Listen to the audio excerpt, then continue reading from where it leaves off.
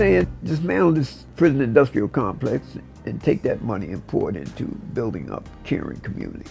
Communities where people have education, jobs, housing, opportunity, as opposed to pouring all that money into a warehouse of cages where you put human beings.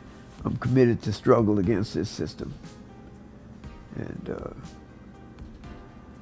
I want that to be my legacy. Wants captives to be set free. What we're kind of even encountering today with the challenge of the space. And what's been disappointing about it is all of the work that Jazz did in this building and in the community, that we know there was going to be an outflow and an overflow of folks. But we have what we have, and for safety reasons, only a certain number of people can come today. But what's been inspiring about it is that my nephew Five and other organizers are already saying, we're going to make this an annual conference in his name. And this is how Jazz thought. This is how he problem solved. That quote, when you get some lemons, make lemonade, he almost invented that quote. So for those of us that knew him from different stages, my brother Leon Scrap, for those of us that knew from back in the days, from the prison years, from the street years, from the organizing years, knows that he was never defeated.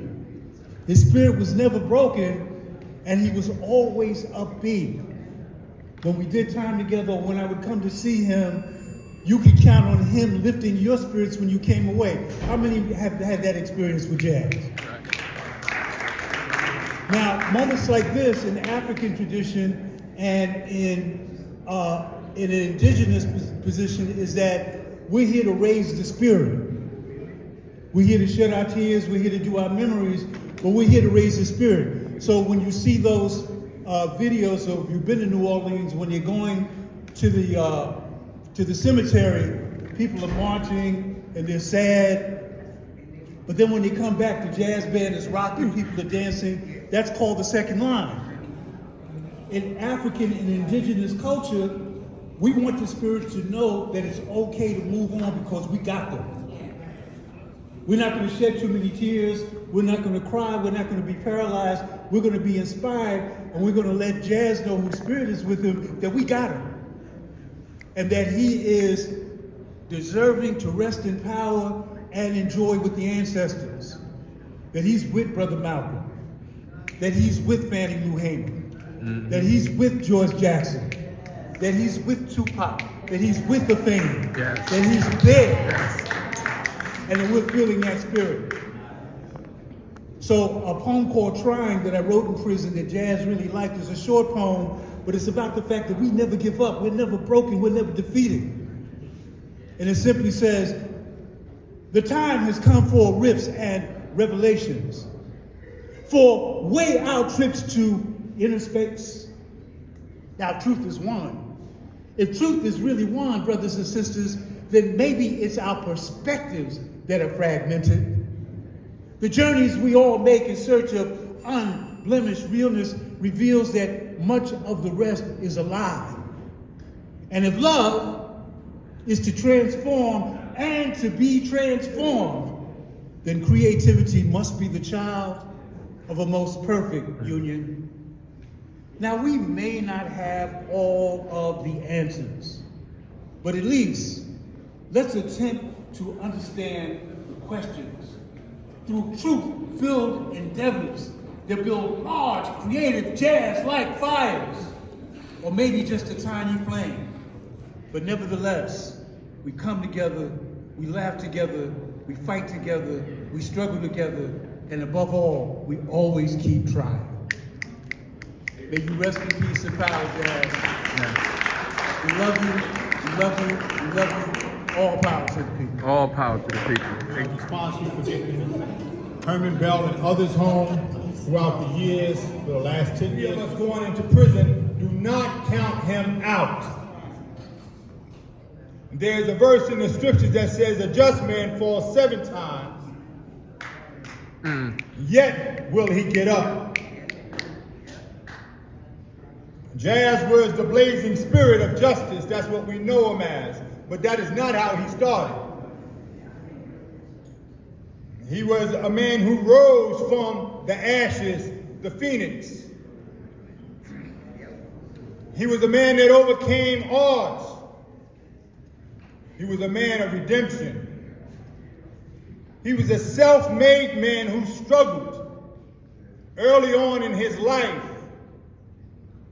who was the bad apple, the troublemaker, the dark bait of his neighborhood. But never think that one moment in life has to define a person forever.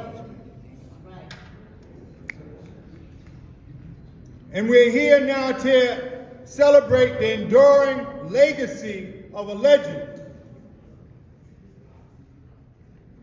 While he was struggling as a little kid, no one never saw the latter end. That one day he would be policing police. How about that? We never saw that one day he would not only be struggling, but he would find his place in redemption, putting himself back together again, like Dr. Manhattan in sci-fi comic book, putting himself back together again. We never saw that one day, while he was inside a prison, he would begin to tap into the genius of James Baldwin, James Cone, W.E. Du Bois, that he would come into himself as being someone who can make a difference in life. And when he touched Harlem again, he touched it in a special way.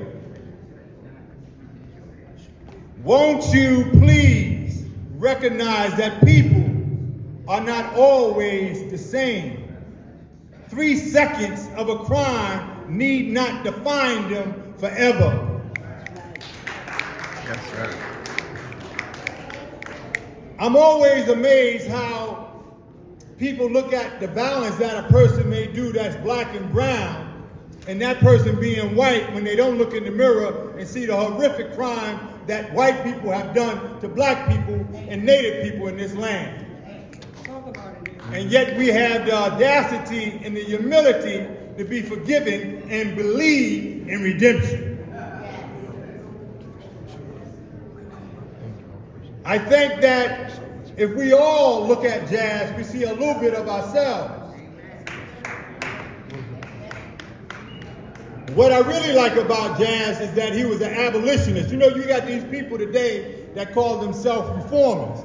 We've been doing reform work for like 200, 300 years in this country. That's right. Moving around the furniture but still keeping the house. That's right. Abolitionists mean bring it down, dismantle, no carve-outs. Don't have some people that benefit off a bill and others do not. Especially when those others get the highest chances of being impact in their community. Where the stacks are at, people that commit violent crimes are less likely than anybody in any crime category to come back. Now they do have another science they call the aging out phenomenon, which means even if you don't got college education, it's the oldest discipline in crimogenic studies. Not only in America they found this out, but across the countries they have found this to be true. That the older a person gets, the less likely they are to return to crime. Now I don't know why they came to that. I know when I got older, I couldn't run as fast. But I think it has something to do with our mother's wit. I didn't have to go to school to learn that. My mother taught me, when you get older, you get wiser. Come on, I got some church folks inside here. Help me, somebody. Yeah. My worst day is not my best day. My best day is now. And if Jazz could come here and tell us when he first got out, Jazz, what you gonna do? He would probably say, BB, watch me now. They let the wrong one out. Thank you. Yes, thank you.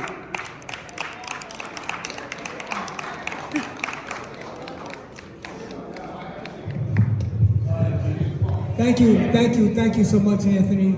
Anthony, AKA Take No Prisoners. And I gotta take this off of here. So, my name is Victor Pate, and I'm not gonna speak just now, but I was just tapped to bring up a colleague of mine, a colleague of Jazz's, a dynamic person in himself, and somebody that we share the same office with downtown. And his name is Anthony Dixon. He is Director of Advocacy at the Parole Preparation Project. So I asked Anthony to come up and say a few remarks.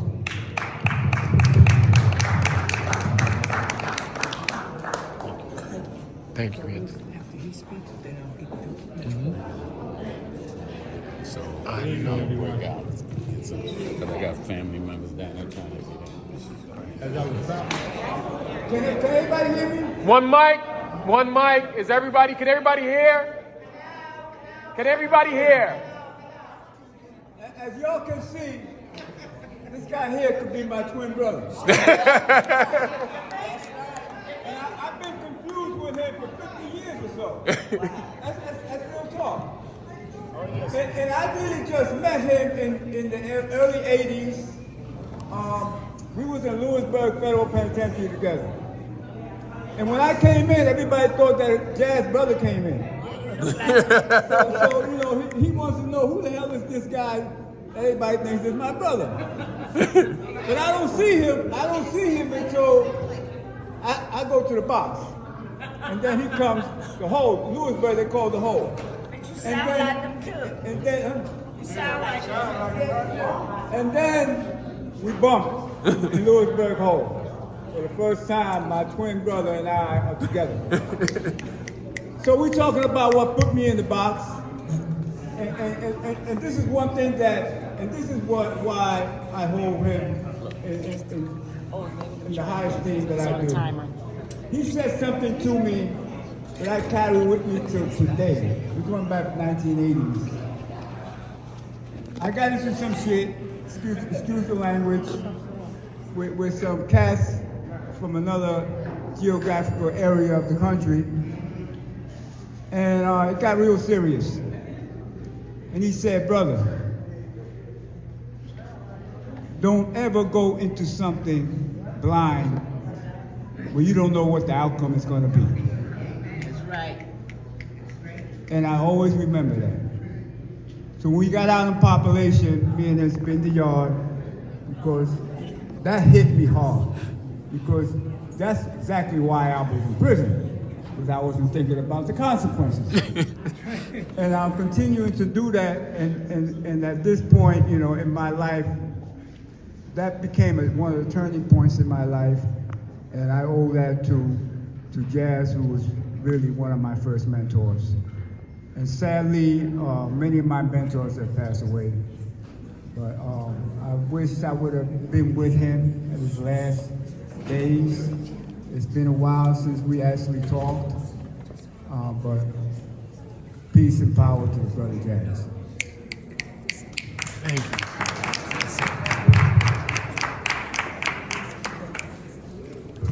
Thank you. Thank you so much, Jose. So now you see where I get my energy from, because we share the same office. So I'm gonna bring up another icon in her own right. Co-founder of the Release Aging People in Prison campaign, none other than Laura Whitehorn. Yes.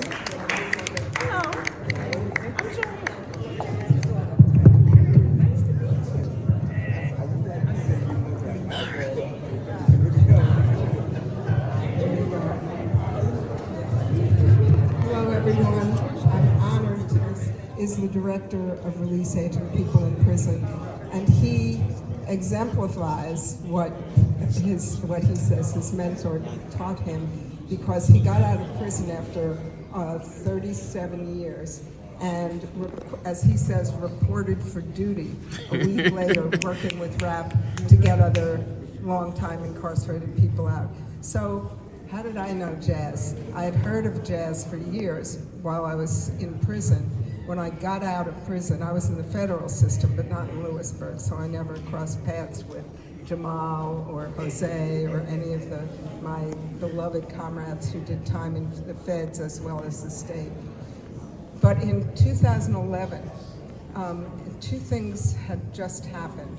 One was that Michelle Alexander's book, The New Jim Crow, came out, and the other was that Troy Davis was executed in Georgia, a clearly innocent man. And I'm against the death penalty for anyone, but that was a case where people, especially black people all over the country, were rising up and saying, look at this, don't kill this man, and the state did it anyway. And about a week later, listening to something Jazz said about Troy Davis, I thought, why don't we try to have a celebration of his life, a commemoration at Riverside Church? I wrote to Jazz, I said, you don't know who I am. This is who I am. I just got out of prison a few years ago, and I had this idea, and I thought, who could make this happen? And it was Jazz. That was on a Monday morning. That Saturday morning, the following Saturday morning, we had I guess it was the big space at Riverside. It was totally full for Troy Davis. I remember that Thenjiwe McHarris spoke, and I think Monifa Bandelli, and it was mostly my leaders among the Black radical women's movement who spoke. And after that, there was a meeting where Michelle Alexander spoke, and Jazz brought, I don't know, I think it was probably 2,000 people filled that hall. And Jazz was building with Luke Mann, with other people, the movement to end the new Jim Crow. That was the kind of organizer he was. And when we got together that morning before the ceremony for Troy Davis, he said to me, I guess you're an organizer too. And I said, yeah, I don't think you can ask the government to do anything. I think we have to force it to do something. And so Jazz and I worked together for a while trying to build a movement together. And this is when you go out downstairs, when your time comes and you have to leave the room so other people can come in, you will see some part of that movement, because there are thousands of people who wanted to be here. I loved Jazz. I never realized he looked like Jose until Jose told me that. And I'm just sorry that he's not here to see some of the things that he produced by being so clear and constantly, all things Harlem, taking pictures of the cops stopping black people, and look what happened where there was an end to stop and frisk, each of these things, and then they roll back and they don't make as much difference as we want. But if we keep fighting, and because of people like Jazz and Jose and Jamal Joseph sitting here, and my other mentors, from some of whom, like Jamal, younger than I am from the Black Panthers. I'm there till the end, and I hope we're all in it together and see a day that Jazz would really be proud of when there are no more prisons. Yes. Okay, love you all. Thank you. Thank you. It's out of opportunities. But as Jazz said, don't stop, don't give in, and don't give up. Which is why a lot of us today are on the platforms that we are on, doing the work that we are doing. And you heard my colleagues speak about abolish. That's right. It's about abolishment. It's about eradicating all of the injustices that have happened to us over 400 years. We just getting started, believe me. We just getting started. But Jazz left us a roadmap. And a lot of us, like myself, who heard him say how important it is for us to go to the vote and to us to use our vote to change this miserable system. Guess what? Some of y'all know Assemblyman Eddie Gibbs. Assemblyman Eddie Gibbs, the first formerly incarcerated person ever elected to the New York State Assembly. Guess who had a hand in that? Yes. We did.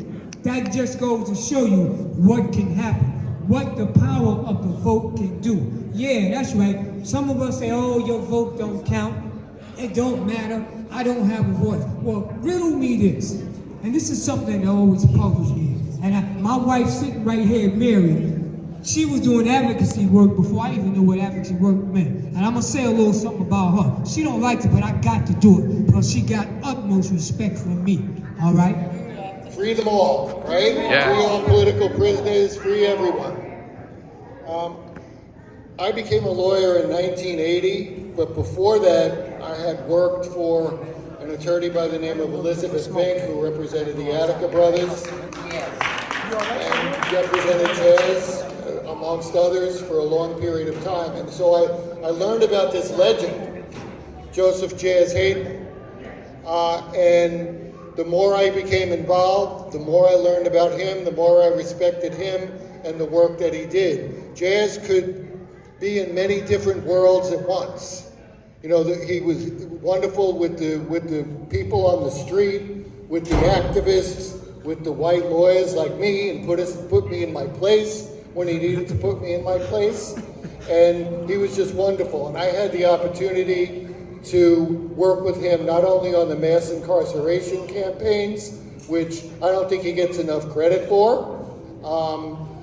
You know, a lot of people do that, you know, has been involved in that work, but he did it, and he did it on a grassroots level and did it effectively, and really changed the conversation when it comes to the use of prisons and mass incarceration, white supremacy, and racism.